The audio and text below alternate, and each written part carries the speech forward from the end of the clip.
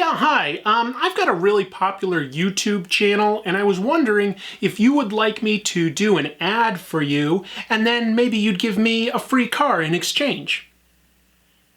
Goodbye, sir. Oh, hi! You caught me trying to use my influencer status to get something for free. Speaking of influence, let's talk about the most influential comic book of all time.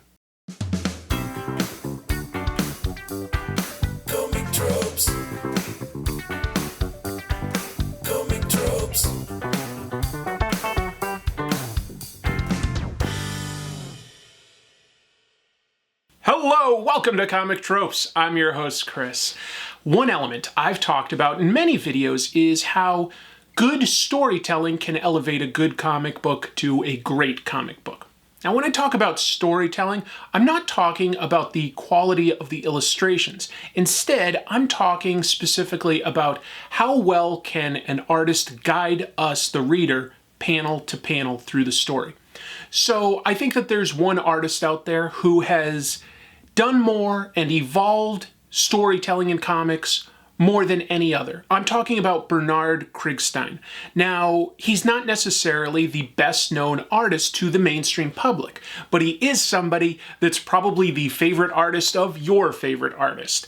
Krigstein evolved visual storytelling in comics in a way where it's still feeling its influence today in the modern day, even though his work was primarily in the 1950s. His influence can be seen in comics anywhere from indie comics, like those of Art Spiegelman, to mainstream creators like Frank Miller. So today, I want to talk briefly about the history of Pre-Krigstein and then break down what he did in terms of storytelling that makes it so important and so influential. Before we get into that, please consider hitting like and subscribe. It really helps the channel. And without any further ado, let's dive in. Before I show you what Krigstein did to change comics, let's take a quick look at how comic books looked before Krigstein showed up in the 1950s.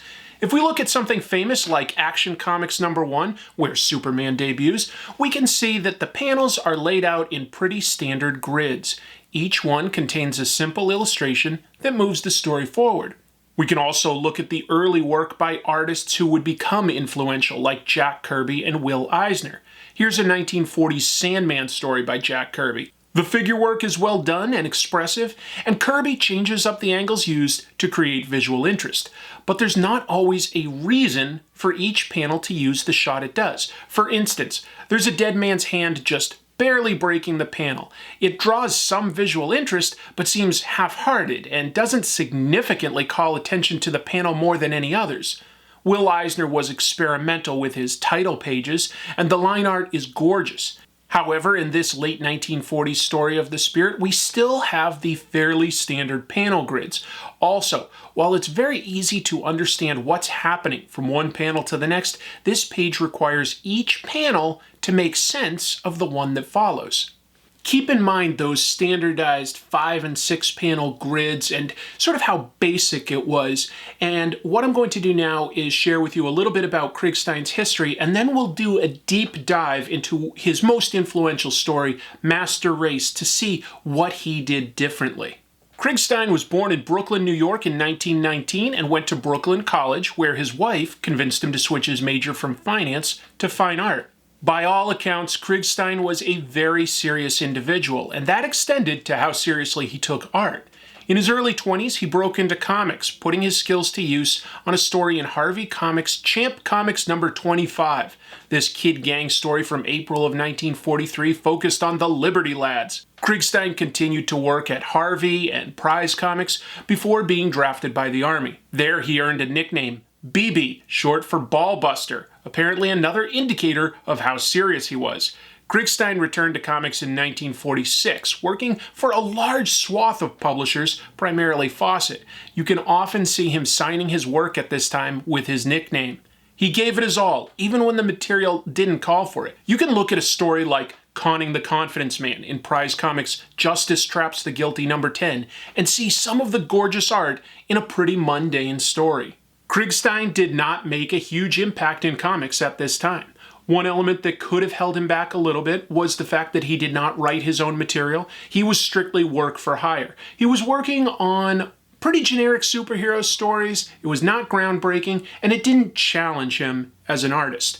On top of that, he nearly drummed himself out of the business with his next move, which was an attempt to unionize. Krigstein devoted himself to comics, finding in the medium the same potential for visual storytelling that he studied in fine art in college.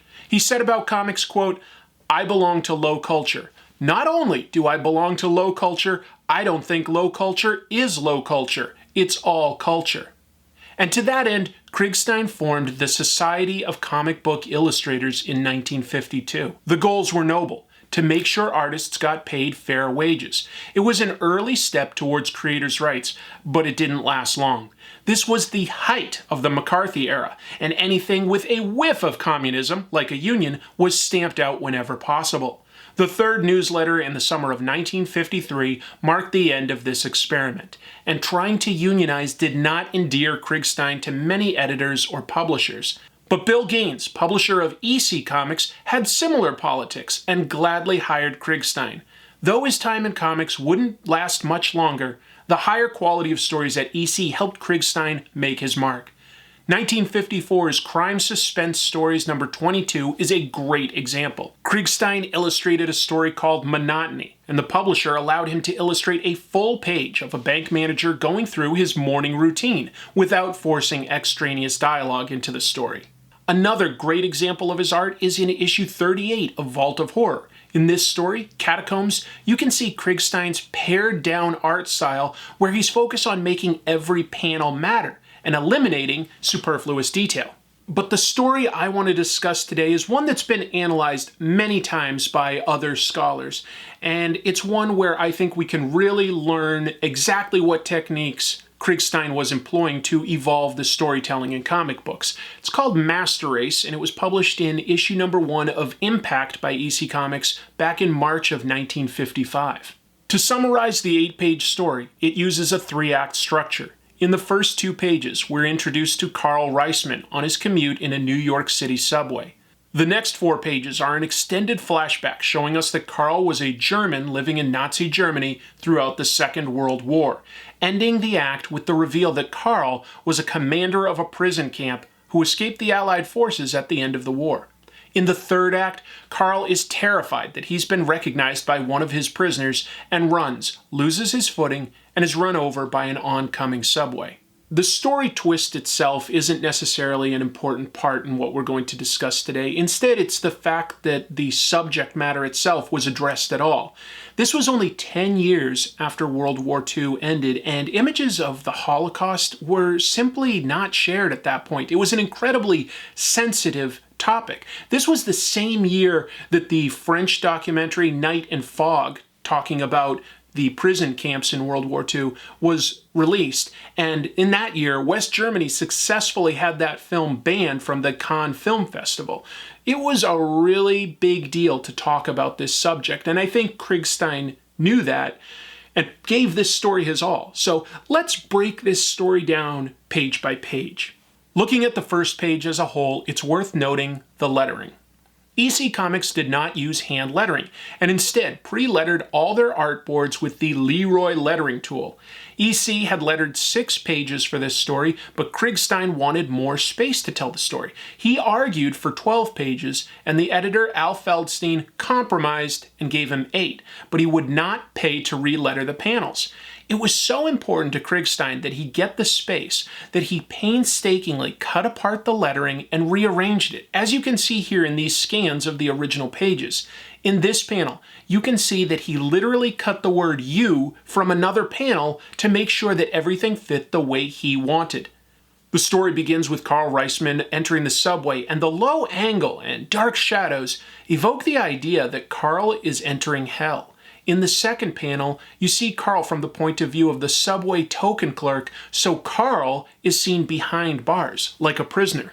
Krigstein is making these choices very deliberately. It was his philosophy that a panel should not just be part of the whole, but that each panel should in and of itself tell a story. So he layered each panel with meaning, making careful decisions on everything from composition to lighting to gesture. It was all part of his storytelling process.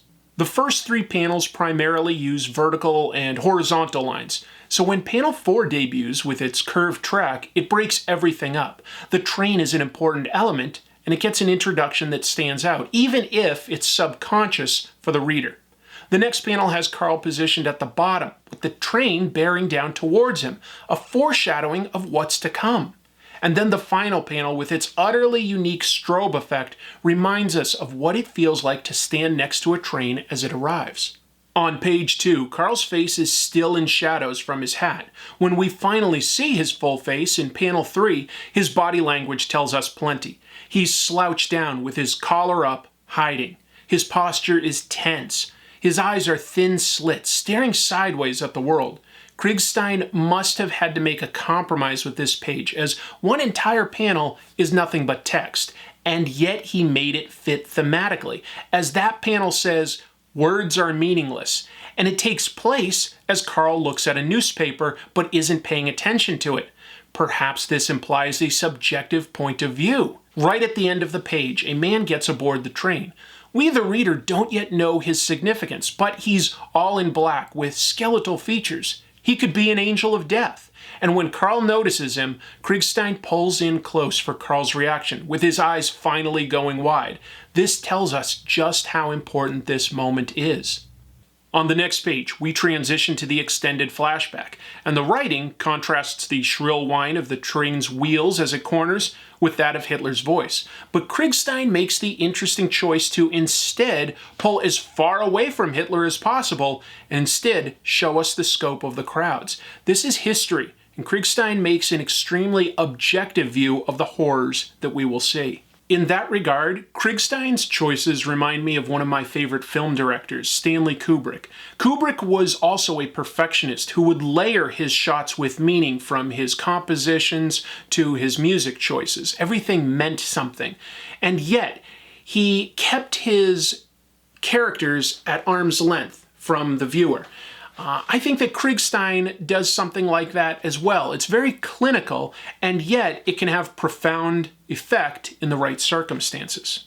I won't dissect every panel here because you can interpret your own meanings in some of them, and there are also many scholars who have already broken down some of these decisions. But look at the decisions Krigstein makes, like giving the chanting crowds a glassy-eyed look to make them look like zombies, or the propaganda that floats by in this panel, which translates to "work makes life sweet." That's the inscription that was above the Auschwitz camp. The first 3 panels on the next page each tell a story, but also work in conjunction as a triptych, showing the effects of the Nazis on every class of people in Germany.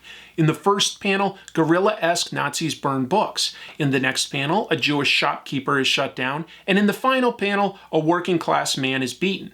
These panels show that the wealthy, the middle class, and the working class, as well as the intellectual, the Jewish people, and even Christians that didn't adhere to Nazi beliefs, were all attacked. In panel 2, a Nazi is about to hit a man, and in panel 3, a man has just been hit.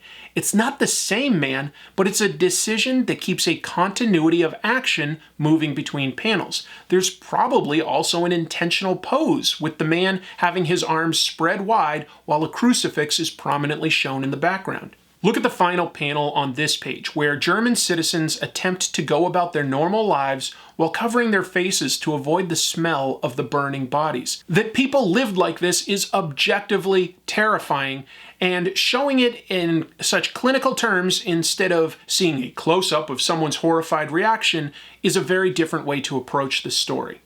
That nonchalance continues in the next page, where doctors perform horrific experiments, but the illustration shows it as clinical and mundane. In the middle of this page, we briefly return to the present in a montage that shows us the strange man has not looked up yet. There is the rumble of the subway, but through it all, the past literally burns its way to the forefront. The next 2 panels show atrocities committed, like people being thrown in a ditch and then buried alive. In the first panel, if you look closely, you can even see a baby. Krigstein shows us the horror in minute details like the soldier taking a smoke while standing over a pile of discarded boots and shoes as the victims die below. I'll briefly switch back to the original printed page here to show you that these images are presented like memories, and as such are a bit dreamlike. Colorist Marie Severin seems to work with this, as the falling bodies are all in one color and the background is another without any special delineation. When you look at these pages, you'll notice that Krigstein did not take any shortcuts. He did not use the tropes of the medium like beads of sweat coming off of somebody's head when they're nervous, or speed lines to imply action. Instead, he uses subtle detail that rewards the careful reader. The last panel from the flashback that I want to address is the one that's shown near the end of the war. Allied tanks approach in the distance, but in the foreground is wreckage, both of the homes of ordinary citizens and the smashed tank of the army. Again, this is part of a story, but the panel itself contains a full commentary in and of itself. Now we transition into the final act and the denouement of the story. The previous 6 pages contained 39 panels. These final 2 pages contain 26 panels. It shows you how the artist can extend or compress time in a comic book. Page 7 is where the smaller panels begin, and they contain less words and also alternate between Carl being claustrophobically compressed between the panel borders and running in an empty area with no help around. Beyond the confident and convincing gestures, these 2 panels of Carl running alternate with him on the right side of the panel and then the left. It gives the reader the impression that Carl is off balance. Is this man in black that's chasing Carl even real? I leave it up to you to interpret. It's entirely possible that he was a former prisoner, or it could be an aspect of Carl's guilty conscience. And sure enough, on the final page, which has been analyzed more than possibly any other comic book page, Carl loses his footing and falls under the train. But to say it so plainly does the sequence no justice. What should instead be studied are the decisions Krigstein makes. Changing angles for panel 2 to show how tight and dangerous the area beneath the tracks is. Using 4 panels to show a brief moment of time as Reisman stumbles and falls. This could be shown in one moment, but it would be over too quickly. Using several panels extends how important this moment is. Then there are 4 panels that cut between Reisman falling and the train approaching. It's different angles on the same moment in time.